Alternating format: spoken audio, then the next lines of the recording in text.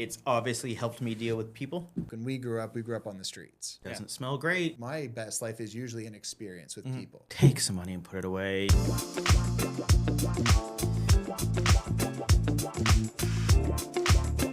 Hey, and welcome back to another episode of Real Stories. I'm your host, Jordan Silvester, and today we've got an awesome guest, Nick Lucier, mortgage specialist. Ooh, no, broker. See, look, correct. I've earned that Nicely already. done. You've earned it. What do I do Mortgage with my broker, hands? Wherever you'd like. So, welcome, Nick. Thank How's it you going? for having me. I dodged it as long as I could, and now I'm here. There we go. And yeah, so again, as per usual, it's just a Cliff Notes version of your life.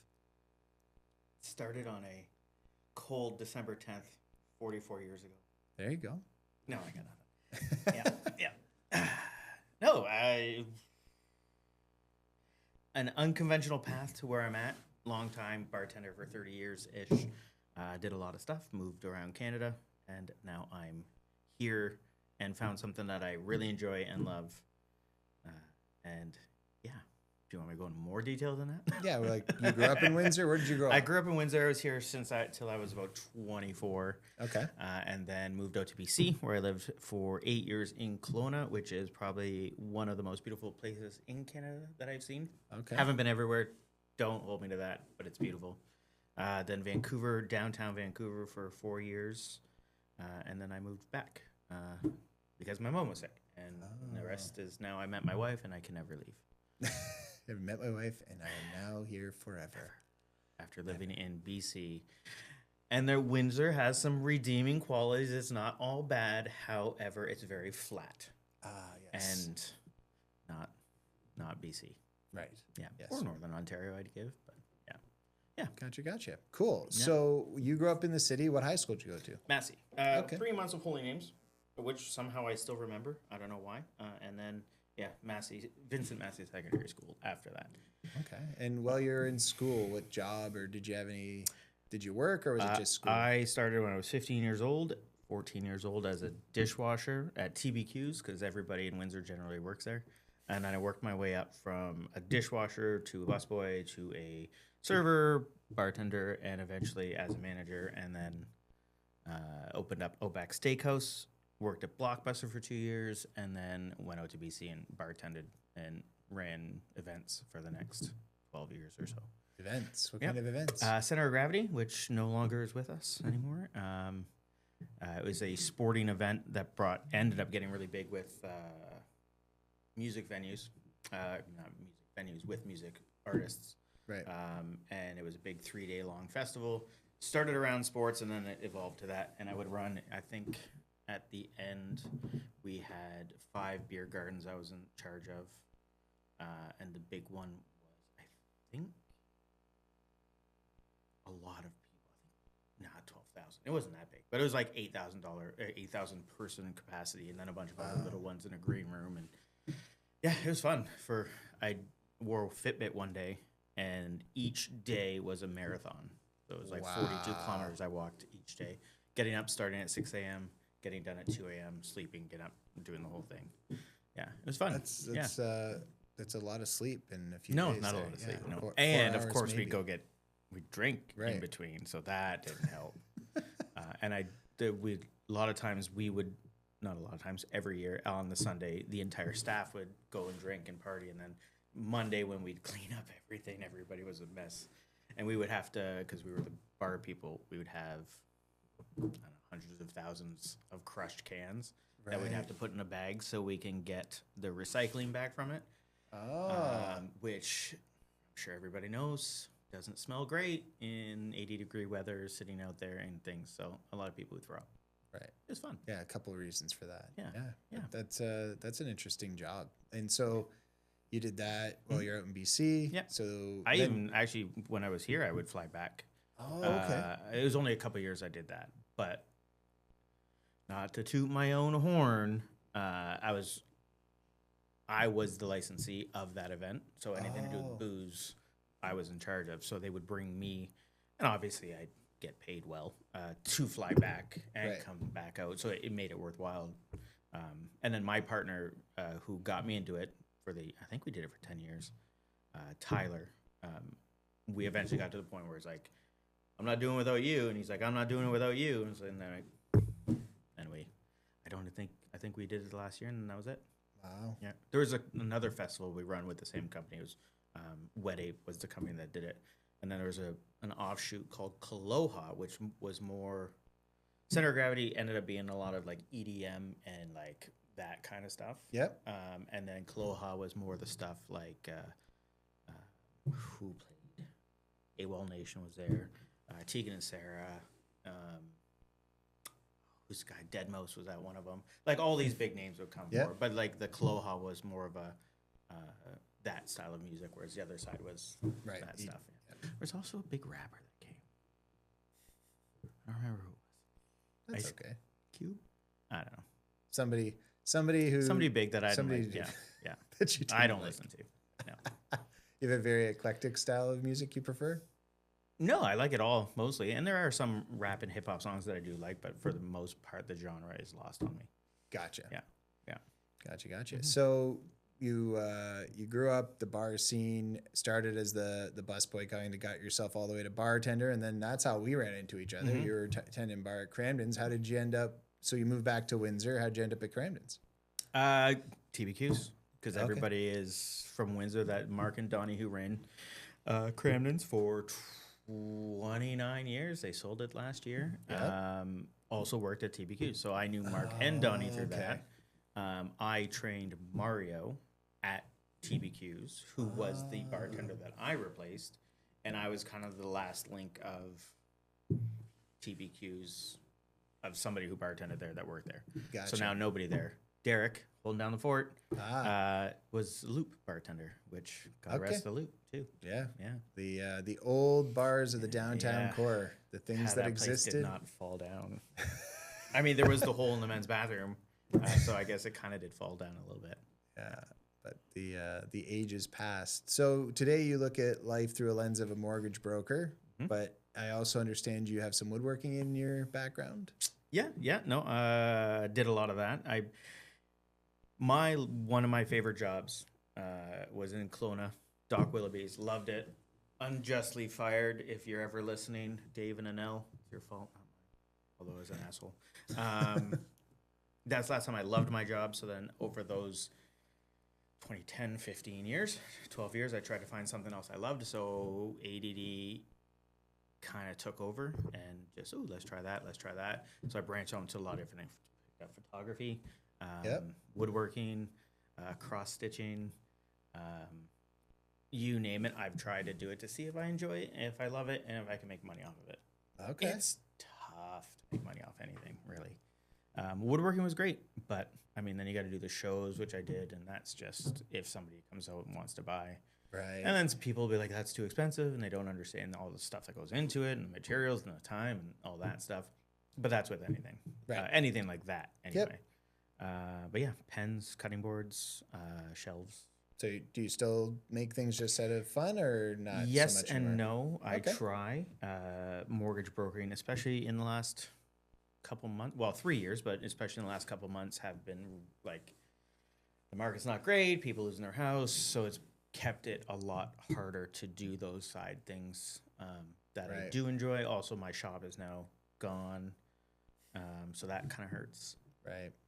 But we're looking at doing that again, and once that happens, then maybe I can get back into it. Nice. But right now, saving people's houses is more important, I guess. There you go. For those people. Well, anyway. And again, I'm assuming there's a paycheck at the end of the day when you do the primary job. So again, bartending to mortgage broker, that was a transition. What caused you to look down that road? Well, generally speaking, bartending, serving to realty is usually the transition. Right. And I never really wanted to get into that, although I've always liked houses. I did go to school for architecture. I have AutoCAD. I still draw. One of the other hobbies I have was drafting, and I would draft Lego in 3D and then put it together in 3D, which now also translates to 3D printing, which I also do. Anyway, so I did that. And then what was the question? How did I get into mortgage? Oh, my good friend from Kelowna, who is also the same-ish age as me, same position. We're both still bartending. We're both in our 40s. He's in his 50s now. and we just can't keep doing it. Right. He said, hey, I got into this. You should look into it. So then I did. I took the course,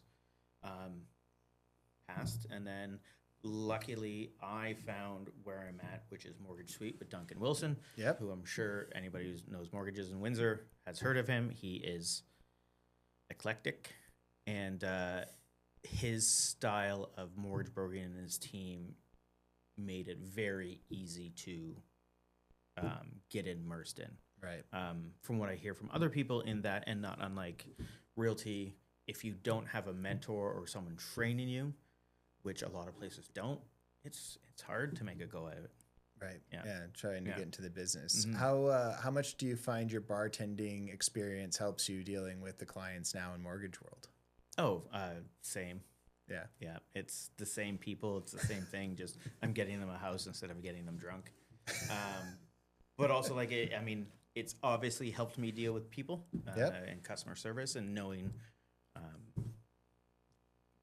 good things to say, when to be professional, when not to be professional. I try not to take myself too seriously and hope that this serious process of getting a mortgage is not as stressful as people make it. Right. Yes, it's a big deal and it's a big part of their life and all this stuff, but it doesn't have to be serious or stressful. Right. So, like, I try to coach people along the way, what's going to happen. Like, even today, clients behind in property taxes, no AAA lender really pays them out, so which means they have to go back to B, which now there's fees and it costs more money. Right. We have one lender that will do it. We got them in, and I coach them and correct them, be like, if we get you into this, we are going to have them pay your property taxes so it doesn't happen again. Right. And now it's a matter of, where are they going to do it? When are they going to do it? How do we set this up? And it's just like, it's okay. Like, we'll walk you through it. We'll get you to that point. And right now, they will do it. That's the important thing. Right. Next step, then we'll figure out when they're going to take it out, what works best for you, whether the lender is going to collect it, or if we're going to go direct to the city, which I also help them set up. Right. So calming people down and just walking them, they don't know how the process works. So Right. to expect them to be okay with everything but not tell them anything is silly. Yeah. Yeah. The customer service, there's two types, right? There's those that push the paper, and there's those that are relational, trying to help them get through the process. Yeah. And so when you're looking at, again, you talked about moving back to Windsor. Ugh. You kind of got yourself back here, and now you're stuck here because you have this beautiful wife that you're now married to. And Nikia, if you're listening, I love you. Yeah. Not Windsor. not Windsor, No. but you do love her, and again, keeping you grounded. Now, again, I hear you have some doggos. I know. Oh, yeah. Yeah, we did have 4. Yeah. Now we have 3, which is the limit. We're not allowed anymore, or we would. Whiskey. No, sorry, Whiskey. Love you. Yeah. Watson, Jack, and Gray. Right. Yeah. And they're amazing. Mm-hmm. And so when you look at life today, again, with the mortgage world, with the wife, Would I with go the back to BC? doggos. Is that where you're getting? Yeah, no, no, I'm not about to. I'm not going to ask that question. No, what I'm saying is okay. So again, you started out young, traveling, going all over the world to bring yourself back to Windsor. Again, Canada, for your I mom. wouldn't specify world. Okay. Yeah. The other side of the country. Yeah. To come back into Windsor, get yourself settled. When you look at all of like that life and you kind of reflect, like you're talking about, you had the parties and the times. What was the best part about kind of growing up in the city? Was it getting away from it? Like, yeah, growing up here In Windsor? Yeah, what was the best part about growing up locally here for you? Well, I mean, obviously, you grow up, friends in school, friends out of school. You keep those friends, and then you work and you make work friends. It'll never be like it was in that era, in that industry. Gotcha. Which is very sad because I have so many stories and so many friends that I don't talk to anymore, but we share that bond of what that was like. Right. Getting done work all at the same time, 5 or 6, everybody who worked that day going and drinking at a bar, going from the bar to a house party, like, and that just doesn't happen anymore. And I don't think it's necessarily because the generation now aren't good drinkers, because we were alcoholics back then, and some still are. But like it's the family of the service industry, that just you don't see anymore. Like I just got out of it, and like we all worked together, but nobody did what we did back then. Gotcha. And that's kind of sad. But I wouldn't give that up. And everybody should work in the service industry, so they understand other people, because there's a lot of buckheads out there. Right. Yeah. Yeah. There's the reality, I think, is we went through a bit of a situation a couple of years ago that caused the world to change in a drastic way. But it was already, like you mentioned, like when we grew up on the streets. Yeah. Hey, the lights are out, come home. Yeah, lights are on, come home. Dinner was random, like. And you had to eat it. Yeah, you ate it. If you didn't eat it, you went to bed and you starved. So eat what's in front of you. Again, we got into a culture that's more interested in me than interested in we. Yeah, 100%. And so instant I think, gratification. Yeah. When it was more about what can we do together, so it was us and our friends, us and our groups, and we had. And today it's a little bit more me. And again, I think we've all kind of gone that way. We have access to technology that allows that to happen to us. We're stuck in a world that again is more and more, telling you it's about your best life. My best life is usually an experience with people, hanging out, having fun, stopping by Cramden's just to chat with you at the bar, like just enjoying life in the we instead of just being by myself or in the me. I'm not one of those people. And when I see the culture today, like you said, it's, well, I need to go do this and I need to go do that. It's like, well, no, you can do that later. Hang out. Like this is your time to hang out, have fun, enjoy life with your friends, create those relationships. You touched on technology. I love TikTok so much. What makes me angry is not angry. The information that is available, some is fake and some is real. It's very hard to tell the difference, especially with AI now. Yep. However, there's a lot of things you can actually learn. There's courses in schools, and my photography I learned on lynda.com. And like they only, and by they I mean kids nowadays, get off my lawn. I don't think the internet is used as that tool, whereas, for lack of a better way to put it, they're uneducated and they're stupid and they just hear what is on TikTok and take it as truth rather than learning. Right. A learning culture. Yeah. I've informed my children, if you can figure these two things out, problem solving and relationship building, problem solving. Those two things win the game of life. Sense. Ugh. Well, problem solving, yeah. When I sit back and listen to your story, it's like, yeah, you guys went out and did all these crazy things, but you also did problem solve in real time. You're like, I feel like hell, but I still have to, right? There's a situation that I find it's interesting because the generation my kids seem to come from, a lot of those kids seem to have a work ethic. Again, there's this middle generation. Where are those kids? My kid runs his own window cleaning business. He does stuff. His buddies all run businesses. They're all hustlers. Like it's in TikTok. Actually, it's where they learn it from. Yeah. There's these TikTok guys doing stuff, and they actually went out and did it. And I was just kind of like blown away because they started bringing home $300, $400, $500, and they go up for a couple hours. Like, we did paper routes, we shoveled drive, like the concepts today. Man, paper roads are the worst. Well, could you imagine doing that? Like those don't even exist today. No, I don't understand. I'd try to find a way to stop getting mail to my house. Amazon, that's it. That's all I need. There you go. Canada Post, I love you, but stop bringing me those damn flyers. Except for Canadian Tire. I'll take Canadian Tire. You like Canadian Tire flyers? Yeah, fuck yeah. Canadian Tire. There you Can go. we swear on this? Because I have twice okay. now. Okay, just checking.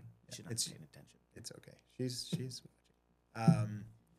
When you think about again where you are today and you look back to the kid version of you, is there anything, if you're looking back and being like, man, if I just kind of known this then, that'd be helpful, but I still wouldn't want to change who I am, right? I don't think any of us want to go back and change who we are, but it's like regrets. Well, I wouldn't. That's why I don't think I look at life and I don't use the word regret because it's all lessons, right? Yeah. Like without that, I'm not me. And yet, there are, of course, there's always aspects of life you'd like to see go differently, only because you can see what happened, but it also made you who you are. Yeah. But when you're thinking back, investing. Okay. So as a young person, taking your money and investing much sooner. Anything. Bartending, and if you're a bartender and you're listening to this, take some money and put it away. You're going to be 45 years old and not have any for retirement, and then you're going to be struggling to get something set up. God bless you, Nikia. Teacher, pension, great. I just have to contribute. That's it. Yeah. But, I mean, we have now, in my job, I have the means to do it, or the funds to do it. Right. Also, my company just opened their MIC, which is a great investment opportunity. which now, as long as I can make the extra funds to put it in that, I can have something to contribute as well. So. Right. So if you're Erie Shores Capital, Mick, just in case. If so you would tell your young self invest. Oh, 100%. I mean, that's awesome. I mean, bartending, we all know the liquid cash you have and how much you make, and it goes right back into the booze and the drugs and the partying. But if you just take some of it aside and invest and put it away, we're not paying tax on it. Right. So might as well take the 30% we would be saving for tax and put it into investing. And like, if I would have done that when I was 20, right, you know, I'd be in a much different position. No, same position, just, you know, have some more money in the bank account. Yeah. No, that's awesome.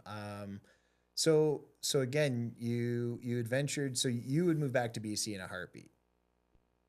Like outside of the realities, if your wife and your job and your world could pick up and you could plant it in Kelowna, would you? Yeah. I mean, I can anyway already. I'd have to change my license over to BC. Not a problem. Well, I'm sure it's not a problem. She's stuck to Essex County. We can't. Oh. If she moves, she starts over.